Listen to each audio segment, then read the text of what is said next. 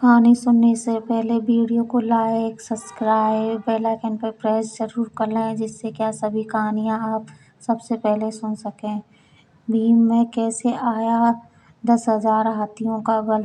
पांडुपुत्र भीम के बारे में माना जाता है कि उसमें 10,000 हाथियों का बल था, जिसके चलते एक बार तो उसने अकेले ही नर्मदा नदी का प्रवाह रोक दिया था। लेकिन भीम में यह 10,000 हाथियों का बल आया कैसे?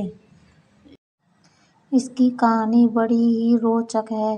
कौरवों का जन्म हस्तिनापुर में हुआ था, जबकि पांचों पांडवों का जन्म वन में हुआ था।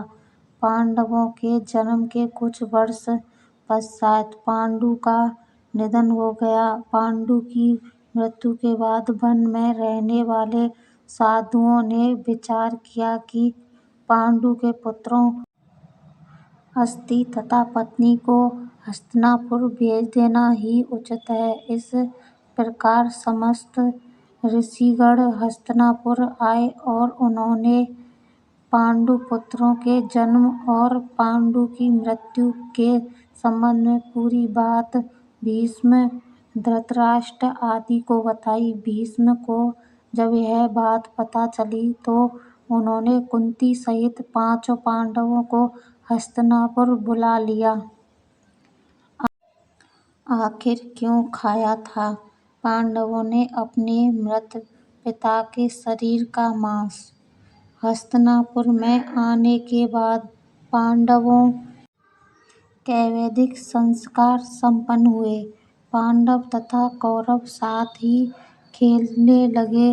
दौड़ने में, निशाना लगाने तथा कुश्ती आदि सभी खेलों में भीम सभी धृतराष्ट्र पुत्रों को हरा देते थे। भीमसेन कौरवों से होड़ के कारण ही ऐसा करते थे, लेकिन उनके मन में कोई बैर भाव नहीं था। परंतु दुर्योधन के मन में भीमसेन के प्रति दुर्भावना पैदा हो गई। तब उसने उचित अवसर मिलते ही भीम को मारने का विचार किया। दुर्योधन ने एक बार खेलने के लिए गंगा तट पर शिविर लगवाया। उस स्थान का नाम रखा उदक क्रीड़न। वहाँ खाने पीने इत्यादि सभी सुविधाएं भी थीं।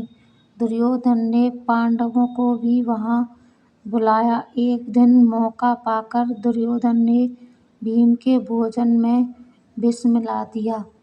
विष के असर से जब भीम अचेत हो गए तो दुर्योधन ने दुशासन के साथ मिलकर उसे गंगा में डाल दिया। भीम इसी अवस्था में नागलोक पहुँच गए। वहाँ सांपों ने भीम को खूब डसा, जिसके प्रभाव से विष का असर कम हो गया।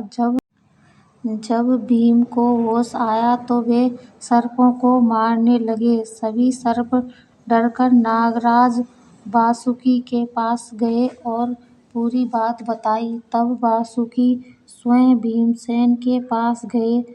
उनके साथ आर्यक नाग ने भीम को पहचान लिया। आर्यक नाग भीम के नाना का नाना था। वह भीम से बड़े प्रेम से मिले।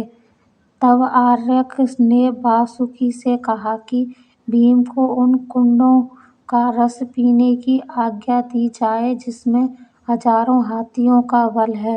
वासुकी ने इसकी स्वीकृति दे दी। तब भीम 8 कुंड पीकर एक दिव्य शैया पर सो गए। जब दुर्योधन ने भीम को विष देकर गंगा में फेंक दिया तो उसे बड़ा हर्ष हुआ। शिविर के समाप्त होने पर सभी कौरव व पांडव भीम के बिना ही हस्तिनापुर के लिए रवाना हो गए। पांडवों ने सोचा कि भीम आगे चले गए होंगे। जब सभी हस्तिनापुर पहुँचे तो युधिष्ठिर ने माता कुंती से भीम के बारे में पूछा। तब कुंती ने भीम न लौटने की बात कही। सारी बात जानकर कुंती व्याकुल हो गई। तब उन्होंने विदुर को बुलाया और भीम को ढूंढने के लिए कहा। तब विदुर ने उन्हें सांत्वना दी और सैनिकों को भीम को ढूंढने के लिए भेजा। उधर नागलोक में भीम 8वें दिन रस पंच जाने पर जागे। तब नागों ने भीम को गंगा के बाहर छोड़ दिया।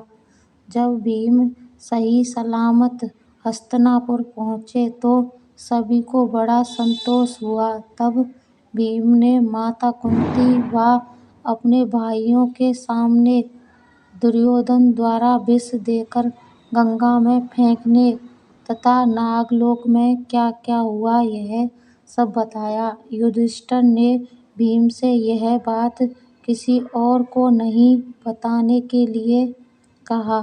कहानी अच्छी लगे तो लाइक कमेंट शेयर करें। चैनल को सब्सक्राइब जरूर कर लें। पूरी कहानी सुनने के लिए धन्यवाद।